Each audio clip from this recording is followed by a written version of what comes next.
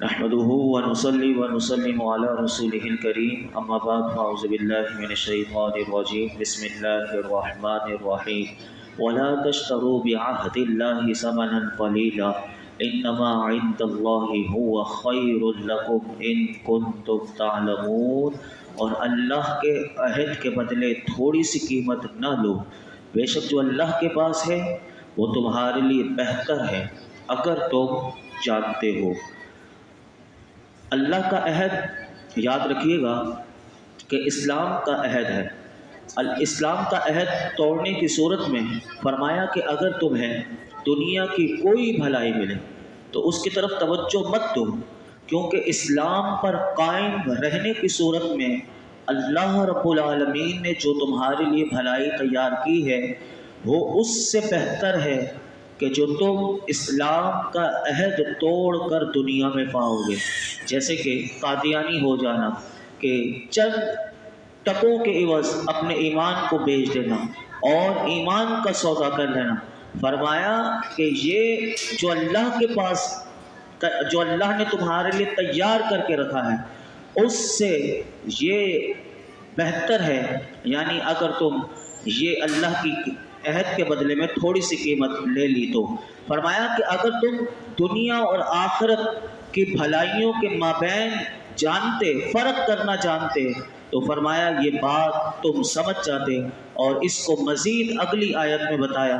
فرمایا ما عندکم ينفد وما عند اللہ باق وَلَنَجْزِيَنَّ الَّذِينَ صَبَرُوا أَجْرَهُمْ بِأَحْسَنِ مَا كَانُوا يَعْمَلُونَ۔ فرمایا کہ جو تمہارے پاس ہے وہ ختم ہو جائے گا، اور جو اللہ کے پاس ہے فرمایا وہ باقی رہنے والا ہے، اور ہم صبر کرنے والوں کو ان کے بہترین کاموں کے بدلے میں ان کا اجر ضرور دیں گے۔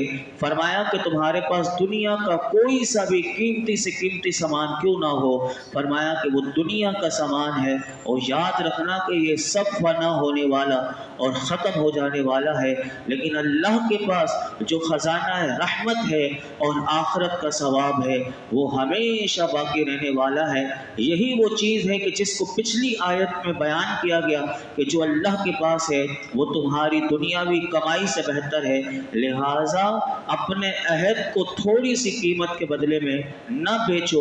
یہاں پر امام غزالی رحمۃ اللہ علیہ نے یہ بات بڑی خوبصورت اسی آیت کے ضمن میں لکھی۔ آپ فرماتے ہیں کہ جس شخص کو اس بات کی معرفت حاصل ہو جائے، اس بات کی سمجھ آ جائے کہ جو کچھ اللہ کے پاس ہے وہ باقی ہے اور آخرت بہتر اور باقی رہنے والی ہے، تو اس کے لیے باقی اور بہتر کے بدلے فانی اور ناقص کو بیچ دینا مشکل نہیں ہوتا۔ کہ جس طرح فرماتے، مثال دے کر انہوں نے بڑے خوبصورت انداز سے سمجھائی۔ فرماتے جس طرح برف کے مقابلے میں جواہر یعنی سونا، قیمتی جواہرات وغیرہ، فرمایا کہ یہ ساری چیزیں برف کے مقابلے میں جواہر بہتر اور باقی رہنے والے ہیں، اور برف کے مالک پر برف کو جواہر اور موتیوں کو ان کے بدلے میں بیچنا کوئی مشکل نہیں ہوتا۔ اسی طرح سمجھ لو کہ دنیا اور آخرت کا معاملہ ہے۔ دنیا اس برف کی مانند ہے کہ جو دھوپ میں رکھی ہوئی ہے اور وہ ختم ہونے تک پگھلتی رہتی ہے، اور فرمایا آخرت اس جواہر کی، اس قیمتی جواہرات جیسے جوہری کے پاس ہوتے ہیں، اس کی جویلری کی دکان میں ہوتے ہیں سونے کی صورت میں، فرمایا کہ وہ کبھی فنا نہیں ہوتے۔ لہٰذا دنیا اور آخرت کے درمیان جو تفاوت ہے، تو فرمایا اس کے بارے میں جس قدر یقین اور معرفت مضبوط ہوگی اسی قدر اس کا سودا کرنے اور معاملہ کرنے میں رغبت مضبوط ہوگی۔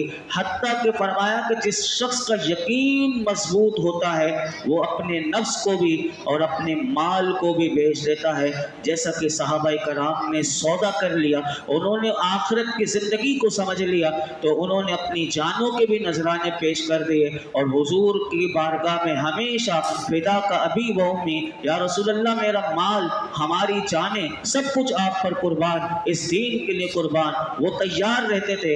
اسی لیے اللہ رب العالمین نے ایسے لوگوں کی تعریف کرتے ہوئے فرمایا کہ ان اللہ اشترى من المؤمنین انفسهم واموالهم بان لهم الجنہ، کہ اللہ نے بے شک مسلمانوں سے ان کی جانیں اور ان کے مال اس کے بدلے میں خرید لیے کہ ان کے لیے جنت ہے۔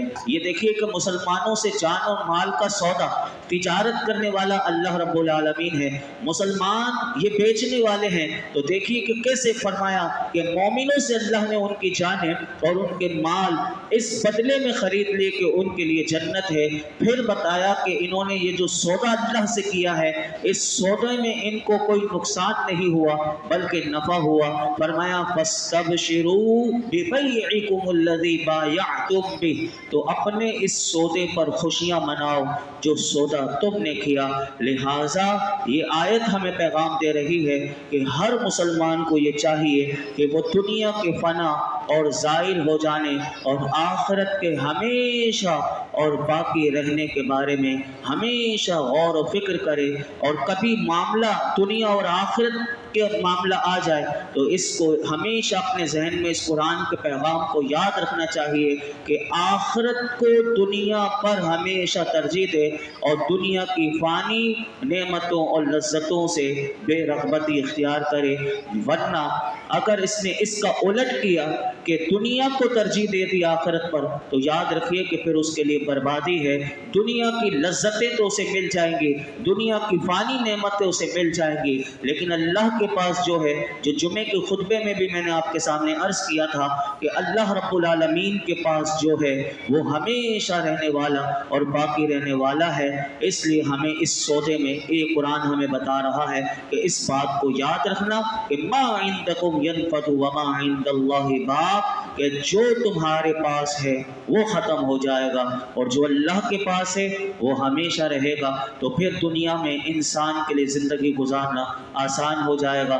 اب اگلی آیت جو آ رہی ہے وہ بھی بڑی خوبصورت آ رہی ہے، اتنی خوبصورت کہ اس کو غور سے سنیے۔ فرمایا من عمل صالحا من ذکر او انثى وهو مؤمن فلنحيينه حياة طيبة وَلَنَجْزِيَنَّهُمْ أَجْرَهُمْ بِأَحْسَنِ مَا كَانُوا يَعْمَلُونَ۔ فرمایا جو مرد یا عورت، دو ہی جنس ہے، تیسری جنس کوئی ہے ہی نہیں، یاد رکھیے گا، دو ہی جنس اللہ رب العالمین ہے۔ قرآن بھی ہمیں دو جنس بتاتا ہے۔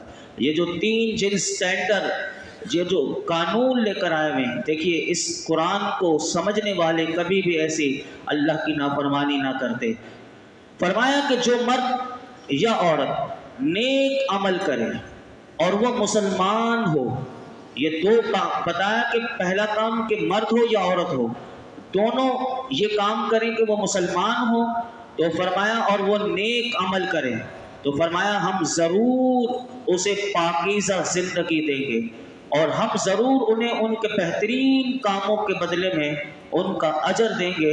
آیت کا خلاصہ یہ بنا کہ جو مرد یا عورت نیک عمل کرے اور وہ مومن مسلمان ہو، تو قرآن فرماتا ہے کہ ہم ضرور اسے دنیا میں حلال رزق بھی دیں گے اور قناعت عطا فرما کے اسے آخرت میں جنت کی نعمتیں دے کر پاکیزہ زندگی دیں گے۔ بعض علماء نے فرمایا کہ یہ جو اللہ نے حیات طیبہ فرمایا کہ ہم اسے حیات طیبہ دیں گے، پاکیزہ زندگی دیں گے، اچھی زندگی دیں گے، اس سے مراد فرماتے ہیں کہ اسے عبادت کی لذت اللہ دنیا میں عطا کر دیتا ہے۔ یعنی یہ ہر کسی کو نہیں ملتی کہ جو مسلمان ہو نیک عمل بھی ساتھ ساتھ کر رہا ہو، فرمایا کہ اسے اللہ رب العالمین عبادتوں کی لذت بھی دے دیتا ہے۔ آپ دیکھ لیجئے جس کو مل جاتی ہے تو وہ جب تک نماز پوری سکون سے نہیں پڑھتا اسے سکون نہیں ملتا، آدھی رات میں بھی اللہ نہ کرے کبھی اس کی نماز رہ جائے، آنکھ کھلتے ہی اس کو فکر یہ ہوتی یہ کیا ہے، یہ سب وہ ذوق اور وہ شوق عبادت کا، وہ لذت کا وہ جڑ جاتا ہے انسان کی روح کے ساتھ کہ پھر اسے اچھا۔ اب اس کی حکمت ایک علماء نے لکھی اس آیت کی، فرمایا مومن، اب یہ سنیے گا حکمت، فرماتے مومن اگرچہ فقیر ہو اور اس کی زندگانی دولت مند کافر کے عیش و عشرت سے بہتر و پاکیزہ ہے، کیونکہ مومن جانتا ہے کہ اس کی روزی اللہ کی طرف سے ہے، جو اس نے مقدر کیا اس پر راضی ہوتا ہے اور مومن کا دل جو ہوتا ہے وہ حرص کی پریشانیوں سے محفوظ اور آرام رہتا ہے۔ اور فرمایا کافر جو اللہ پر نظر نہیں رکھتا وہ حریص، وہ لالچی رہتا ہے، ہمیشہ کافر رنج میں، مشقت میں، تحصیل مال کی فکر میں پریشان رہتا ہے۔ اس آیت سے یہ پتہ چلا کہ نیک اعمال پر ملنے والا ثواب کے لیے مسلمان ہونا شرط ہے اور کافر کے تمام نیک اعمال بیکار ہیں۔ تو کیا پتہ چلا ہمیں اس آیت سے؟ یہ پتہ چلا کہ کافر ہمیشہ وہ رنج میں رہے گا، وہ مشقت میں رہے گا اور مال کی فکر میں رہے گا۔ آپ دیکھ لیجئے کہ یہودیوں کے پاس کتنا مال ہے، لیکن ہمیشہ ان کو مال کا لالچ کتنا کہ وہ پوری دنیا سے سمیٹنا چاہتے ہیں مال، اور وہ سود دے کر وہ سودی مال پر کھینچنا چاہتے ہیں، اور ہمیشہ ان کا پیٹ نہیں بھرتا۔ اور آج بھی دنیا میں وہ یہی چاہتے ہیں کہ مسلمان بھی اسی بری لعنت میں پڑ جائیں اور اللہ سے اعلان جنگ کر لیں۔ تو پھر یہ دیکھ لیجئے کہ مال کے فکر میں انسان ہمیشہ وہ رنج و غم میں ہی رہے گا۔ مومن اگر ہو اور نیک عمل کرنے والا ہو اور پھر اللہ کی طرف سے اسے وہ حلال رزق مل جائے اور قناعت کی دولت مل جائے، یقین کیجئے کہ پھر اس کا دل اتنا سکون ہوتا ہے کہ اسے پھر کل کی فکر نہیں ہوتی۔ جو ہوتا ہے وہ کہتا ہے آج میرے رب نے سارا پورا کر دیا تو پھر مجھے کل کی کیا فکر ہے۔ آگے ارشاد فرمایا فَإِذَا قَرَأْتَ الْقُرْآنَ فَاسْتَعِذْ بِاللَّهِ مِنَ الشَّيْطَانِ الرَّجِيمِ إِنَّهُ لَيْسَ لَهُ سُلْطَانٌ عَلَى الَّذِينَ آمَنُوا وَعَلَى رَبِّهِمْ يَتَوَكَّلُونَ إِنَّمَا سُلْطَانُهُ عَلَى الذین یتولونہ والذین هم بہ مشرکون۔ تو جب تم قرآن پڑھنے لگو تو شیطان مردود سے اللہ کی پناہ مانگو، بے شک اسے ان لوگوں پر کوئی قابو نہیں جو ایمان لائے اور وہ اپنے رب ہی پر بھروسہ کرتے ہیں۔ اس کا قابو، شیطان کا قابو انہی پر ہے جو اس سے دوستی کرتے ہیں اور وہ جو شریک ٹھہراتے ہیں۔ ان تین آیات کا مختصر خلاصہ یہ کہ جب بھی قرآن حکیم کی تلاوت کی جائے تو یہ آیت ہمیں پیغام دے رہی ہے کہ اعوذ باللہ من الشیطان الرجیم پڑھ کر قرآن پڑھو، تو یہ مستحب ہے۔ تو اس سے شیطان کی وسوسہ اندیزی سے انسان محفوظ ہو جاتا ہے۔ اور دوسری بات، تعوذ کے جو مسائل تھے وہ میں سورہ فاتحہ میں بیان کر چکا تھا۔ یہاں پر اللہ رب العالمین نے فرمایا شیطان کس پر قابو نہیں پا سکتا؟ فرمایا شیطان کو ان لوگوں پر تسلط اور قابو نہیں حاصل ہو سکتا کہ جو ایمان لائے اور وہ اپنے رب پر بھروسہ کرتے ہیں۔ لہٰذا اللہ پر توکل کرنے والا مومن شیطانی وسوسے قبول نہیں کرتا، اگرچہ شیطان جتنی بھی کوشش کر لے لیکن شیطان کو کامیابی نہیں ملتی۔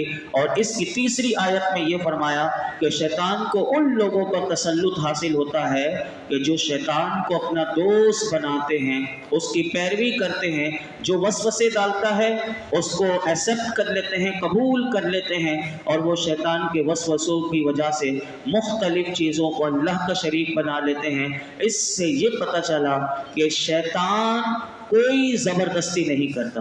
یہ جو لوگ کہتے ہیں کہ ہمارے اوپر شیطان مسلط اتنا ہو گیا، تو یاد رکھیے کہ اس آیت سے یہ پتہ چلا کہ شیطان کوئی زبردستی نہیں کرتا، بلکہ وہ صرف وسوسہ ڈالتا ہے اور خود اپنی طرف مائل کرنے کی کوشش کرتا ہے۔ اب جو اس کی طرف مائل ہو گیا تو گویا کہ اس نے شیطان کو دوست بنا لیا اور اس نے اس کا اثر قبول کر لیا۔ تو شیطان سے ہر وقت پناہ مانگنی چاہیے کیونکہ یہ کھلا دشمن ہے، ہر وقت اللہ کی پناہ اس سے مانگتے رہنا چاہیے۔ ہمیشہ اعوذ باللہ من الشیطان الرجیم کا قرآن حکیم کے علاوہ بھی ہمیں ورد کرنا چاہیے۔ علماء نے لکھا کہ صبح 10 بار پڑھ لے، شام کو 10 بار پڑھ لیا کرے تو انشاءاللہ شیطان کے وسوسوں سے وہ محفوظ رہے گا۔ اور اگر کبھی غصہ بلا وجہ آ رہا ہو تو اس وقت بھی یہ تسبیح پڑھتا رہے کہ اعوذ باللہ من الشیطان الرجیم۔ جب شدید غصے کی بھی حالت میں ہو تو اس وقت زبان کو کنٹرول کرنے کے لیے وہ اسی ورد کو جاری کر دے، اعوذ باللہ من الشیطان الرجیم۔ اللہ رب العالمین جو کچھ سنا اسے یاد رکھنے، سمجھنے، عمل کرنے کی توفیق عطا فرمائے۔ الحمدللہ رب العالمین والصلاة والسلام على سید الانبیاء والمرسلین وعلى آلہ واصحابہ اجمعین۔ یا رب العالمین یا ارحم الراحمین ہم سب کی حاضری کو قبول و مقبول فرما۔ میرے مولا جو کچھ سنا سنایا اس میں کوئی غلطی کوتاہی و معاف فرما، اپنی بارگاہ میں شرف قبولیت عطا فرما۔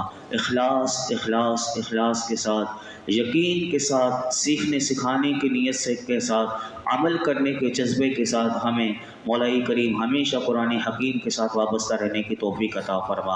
ہمیں تعلیمات قرآن کو صحیح غور و فکر کے ساتھ مولائی کریم عمل کی توفیق عطا فرما۔ یا اللہ قرآن حکیم کا نور عطا کر دے، قرآن حکیم کی برکتیں، اس کی رحمتیں ہمیں عطا کر دے۔ اللہ قرآن پاک کی شب و روز تلاوت کی توفیق دے دے۔ میرے مولا تیری توفیق، تیری رحمت کے صدقے میں ہی ہم نیک عمل کر سکتے ہیں۔ میرے مولا ہم تجھ سے تیرا فضل و کرم مانگتے ہیں، اپنا فضل و کرم عطا فرما۔ ہمیں ہر قسم کی بے راہ روی سے اور شیطان اور نفس کی مکاری، ان کی عیاریوں سے، ان کے وسوسوں سے اللہ ہم تیری پناہ مانگتے ہیں، اپنی پناہ عطا فرما۔ آج تک جتنی دعائیں کی ہیں آئندہ کریں گے سب دعاؤں کو قبول فرما۔ اس درس قرآن میں یہ جتنے حاضرین موجود ہیں میرے مولا سب کی دلی جائز مرادوں پر اپنی رحمت کی نظر فرما۔